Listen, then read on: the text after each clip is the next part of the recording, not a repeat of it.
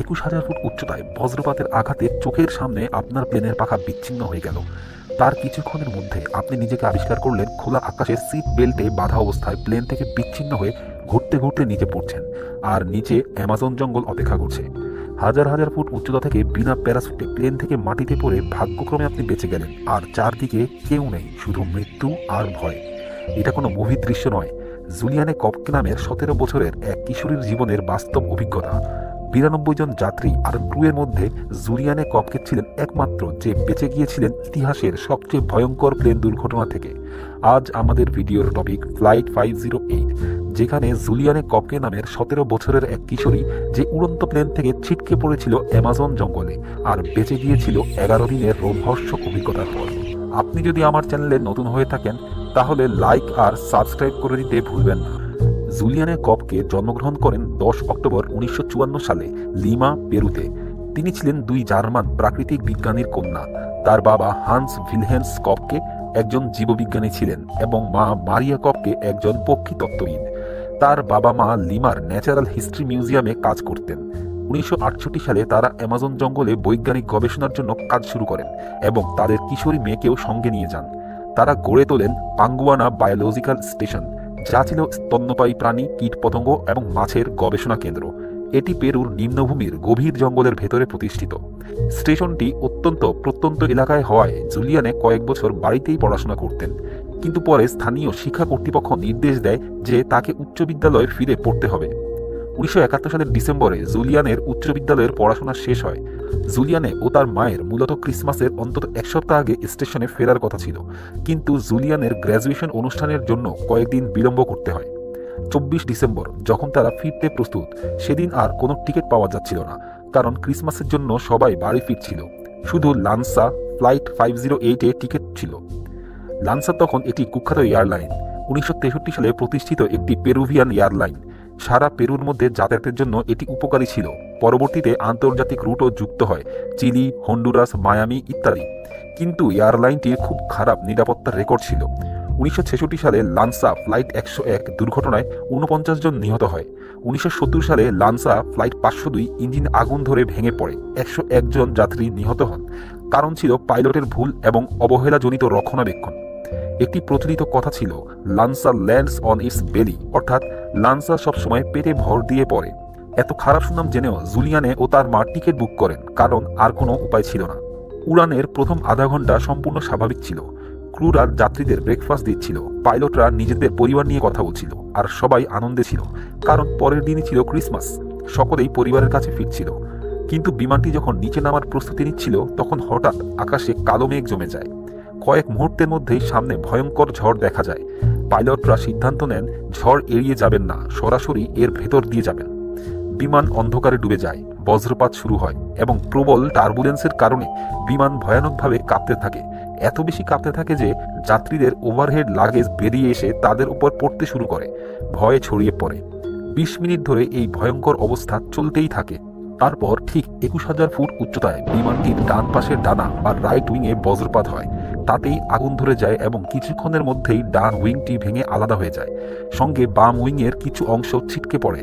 পুকালপায়ে নামার মাত্র 15 মিনিট বাকি থাকতে প্রায় 10,000 ফুট উচ্চতায় বিমানটি টুকরো টুকরো হতে শুরু করে। গ্রাউন্ড কন্ট্রোলে রাডারে দেখল বিমানের চিহ্ন হঠাৎ অদৃশ্য হয়ে গেছে। কেউ কেউ আশা করেছিল হয়তো জরুরি অবতরণ করেছে, কিন্তু দ্রুতই নিশ্চিত হয় বিমানটি সম্পূর্ণ ভেঙে পড়েছে। 10 দিন ধরে হেলিকপ্টার ও ছোট বিমান দুর্ঘটনাস্থল খোঁজার চেষ্টা করে, কিন্তু মাঝ আকাশে ভেঙে যাওয়ার কারণে ধ্বংসাবশেষ ছড়িয়ে পড়ে এক বিশাল এলাকায়। ফলে কোনো একটি স্পষ্ট দুর্ঘটনাস্থল ছিল না। জঙ্গলের ঘন গাছপালার নিচে বিমানের ছোট ছোট অংশ লুকানো ছিল। 10 দিনের অনুসন্ধানে কোনো ফল না আসায় উদ্ধার অভিযান বন্ধ ঘোষণা করা হয়। বিমানটিকে নিখোঁজ বলা হয় এবং বোর্ডে থাকা সব 92 জন যাত্রী ও ক্রু মৃত বলে ধরে নেওয়া হয়।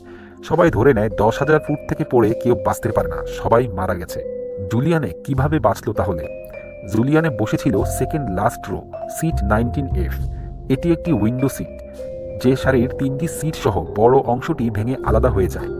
তার সিট বেল্ট বাঁধা থাকায় সে সিট সহ নিচে পড়তে থাকে 10,000 ফুট উচ্চতা থেকে। এটা এক বিস্ময়ের চেয়ে কম কিছু নয়। তার বেঁচে যাওয়ার সম্ভাব্য 3টি কারণের মধ্যে প্রথম সম্ভাবনা ধরা হয় আপড্রাফট, মানে উপরের দিকে তীব্র ঝড়ো হাওয়া।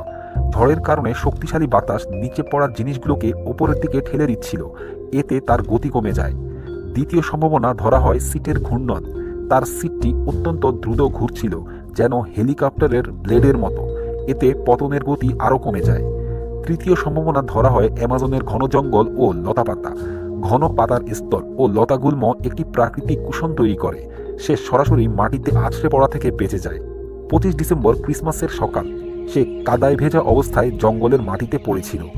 কলার বোন ভাঙা, হাঁটুতে মচকানো, শরীরে বহু ক্ষত, চোখ ফুলে প্রায় অন্ধ, চশমা নেই, একটি স্যান্ডেলও হারিয়েছে। বহুবার চেষ্টা করার পর দাঁড়াতে সক্ষম হয়।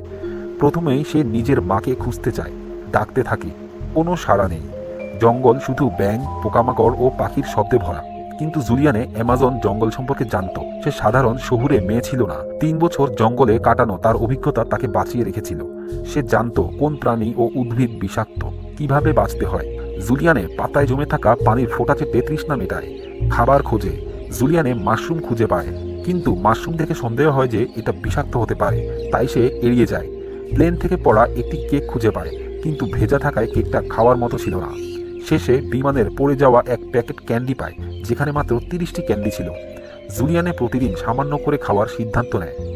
এরপর সে শোনে পানির শব্দ, এক সরু পানির ধারা। তার বাবা তাকে শিখিয়েছিলেন, পানি খুঁজে পেলে তাকে অনুসরণ করো। ছোট ধারা তোমাকে নিয়ে যাবে বড় ধারায়, বড় ধারা তোমাকে নিয়ে যাবে নদীতে, আর নদী নিয়ে যাবে মানুষের বসতিতে। এই আশা নিয়ে সে চলতে থাকে। দিনের বেলা কষ্ট করে চলতে থাকলেও সমস্যা হয় রাতের বেলা। রাতে হিংস্র প্রাণীর আক্রমণের ভয়, বৃষ্টি ভেজা জঙ্গলে আগুন জ্বালানো অসম্ভব। প্রচণ্ড ক্লান্তিতে জুলিয়ানে ঘুমিয়ে পড়ে। পরদিনও নদীর ধারে হাঁটতে থাকে। নদীর ধারে জুলিয়ানে বিশাল গলিয়াত বারডিথার স্পাইডার দেখে, যেটা বিশ্বের সবচেয়ে বড় মাকড়সার প্রজাতি। কিন্তু সে জানত কিভাবে দূরে থাকতে হয়। এভাবেই দিন কেটে যায়। চতুর্থ দিনে সে 3 যাত্রীর একটি সিট সহ মাটিতে মাথা গেঁথে থাকা লাশ দেখে। তাদের পা উপরে উঠেছিল। অত্যন্ত ভয়ঙ্কর দৃশ্য। তার মনে ভয়, এদের একজন কি তার মা? কাছাকাছি গিয়ে দেখে নারী মৃতদেহটির পায়ে নেল পলিশ। জুলিয়ানে স্বস্তি পায়, কারণ তার মা নেল পলিশ পরতেন না। একসময় ক্যান্ডিগুলো শেষ হয়ে যায়। জুলিয়ানের শরীর দুর্বল, সে সময় বুঝতে পারে না। কেবল মাথার মধ্যে একটাই কথা ঘুরছিল, নদীকে অনুসরণ করো, নদীকে অনুসরণ করো। অবশেষে জুলিয়ানে একটি বড় নদীতে পৌঁছে। একটি বিমান খুব কাছ দিয়ে যায়। সে চিৎকার করে, হাত নাড়ে, কিন্তু পাইলট তাকে দেখতে পাননি। এরপর রেস্কিউ সাউন্ডও বন্ধ হয়ে যায়। সে বুঝতে পারে সার্চ অপারেশন বন্ধ। সে সম্পূর্ণ ভেঙে পড়ে। তার ক্ষতস্থানে মাছি ডিম পেড়েছিল। সেগুলো থেকে বের হওয়া ম্যাগট তার মাংস খেতে শুরু করে। জুলিয়ানে জানত যে কেরোসিন বা অ্যালকোহল ঢেলে দিলে ম্যাগট থেকে মুক্তি পাবে, কিন্তু কোনো কেরোসিন বা অ্যালকোহল নেই তার কাছে। জুলিয়ানের আঙ্গুলে একটি রূপার আংটি ছিল। সেটি দিয়ে সে চেষ্টা করে, কিন্তু কিছুই করতে পারছিল না। জীবন মৃত্যুর শেষ লড়াইয়ে একসময় নদীর ধার দিয়ে আর চলার শক্তি পায় না জুলিয়ানে। তখন সে নদীতে নেমে স্রোতের সাথে ভাসতে শুরু করে। দিন রাতের হিসাব নেই। একসময় হ্যালুসিনেশন শুরু হয়। নদীর ধারে সে বাড়ি দেখছে, মুরগির ডাক শুনছে, কিন্তু আসলে পুরোটাই ছিল হ্যালুসিনেশন। নদীর ধারে বিশ্রাম নিতে গেলে একবার একটা কুমির প্রায় আক্রমণ করতে যাচ্ছিল, কিন্তু সে জানত এই প্রজাতির কুমির পানির ভেতর আক্রমণ করে না। তাই সে দ্রুত পানিতে নেমে যায় আর ভাসতে ভাসতে চলে যায়। 10ম দিনে নদীর ধারে ভাসতে ভাসতে সন্ধ্যা হয়, আর সে নদীর ধারে একটি নৌকা দেখতে পায়। সে 3 বার নিজের চোখ ঘষে দেখে এটি কি সত্যিই নৌকা। পরে সে বুঝতে পারে এটি সত্যিই নৌকা। সে সাঁতরে নৌকার কাছে চলে যায়। নৌকায় কেউই ছিল না। নৌকার পাশ দিয়ে একটা চিকন রাস্তা ধরে উপরে উঠে একটি খালি কুঁড়েঘর খুঁজে পায়। সেখানে কেরোসিন পায়। কেরোসিন ক্ষতে ঢেলে ম্যাগটগুলো বের করে দেয় সে। মোট 30টি ম্যাগট ছিল জুলিয়ানের ক্ষতে। সে অপেক্ষা করতে থাকে। পরের দিন সন্ধ্যায় 3 জন মানুষ সেখানে আসে। জুলিয়ানেকে দেখে 3 জন প্রথমে ভয় পেয়ে যায়, কারণ অ্যামাজন জঙ্গলের ওই এলাকায় ইয়াকুমামা নামের এক ভয়ঙ্কর আত্মার ভয় ছিল। জুলিয়ানের চেহারার অবস্থা দেখে তারা ভাবল জুলিয়ানে হয়তো ইয়াকুমামা। জুলিয়ানে স্প্যানিশে বলে, আমি লান্সা ফ্লাইট 508-এর দুর্ঘটনার জীবিত যাত্রী। তারা হতবাক হয়ে বলে, ওই দুর্ঘটনায় তো সবাই মারা গেছে। তখনই জুলিয়ান বুঝতে পারে তার মা আর বেঁচে নেই। মানুষগুলো তাকে খাবার দেয়, পোশাক দেয়, ক্ষত পরিষ্কার করে দেয়। পরের দিন তারা তাকে নৌকায় করে গ্রামে নিয়ে যায়। সেখান থেকে প্লেনে করে চিকিৎসার ব্যবস্থা করা হয়। 11 দিন পর জুলিয়ানে জীবিত অবস্থায় ঘরে ফিরে আসে। এই ঘটনাটি পুরো বিশ্বের মানুষকে স্তব্ধ করে দেয়। জুলিয়ানে বড় হয়ে বায়োলজিস্ট হন। অ্যামাজন সংরক্ষণে জীবন উৎসর্গ করেন। 2010 সালে এক সাক্ষাৎকারে তিনি জানান, বছরের পর বছর তিনি দুঃস্বপ্ন দেখতেন। ঘুমে দেখতেন সেই যাত্রীরা যারা মারা গেছেন। সবসময় তার মনে হতো, আমি কেন বেঁচে গেলাম, কেন আমি? পরে তদন্তে জানা যায় আরও 14 জন ক্রাশের সময় বেঁচে ছিল, কিন্তু উদ্ধার না পেয়ে মারা যায়। জুলিয়ানে বেঁচেছিলেন কারণ সে থামেনি। জ্ঞান, সাহস এবং দৃঢ় সংকল্প তাকে পথ দেখিয়েছিল। তিনি বিশ্বজুড়ে বিখ্যাত হয়ে যান। তার উপর অতিরঞ্জিত সিনেমাও বানানো হয়, যেখানে তাকে কুমির, চিতা, অজগরের সঙ্গে লড়তে দেখানো হয়েছে, যা আসলে ঘটেনি। 1998 সালে জার্মান পরিচালক ওয়ার্নার হার্জগ তাকে খুঁজে পান। তিনি জানান তিনি নিজেও সেই ফ্লাইটে থাকার কথা ছিল। শেষ মুহূর্তে পরিকল্পনা বদলায়। তিনি জুলিয়ানকে নিয়ে উইংস অফ হোপ নামের একটি ডকুমেন্টারি তৈরি করেন। তারা দুর্ঘটনাস্থলে ফিরে যান এবং পুরো পথ আবারও দেখানো হয়। জুলিয়ানের গল্প প্রমাণ করে, আশা হারাবেন না, নিজের উপর বিশ্বাস রাখুন, শেষ পর্যন্ত লড়াই চালিয়ে যেতে হবে।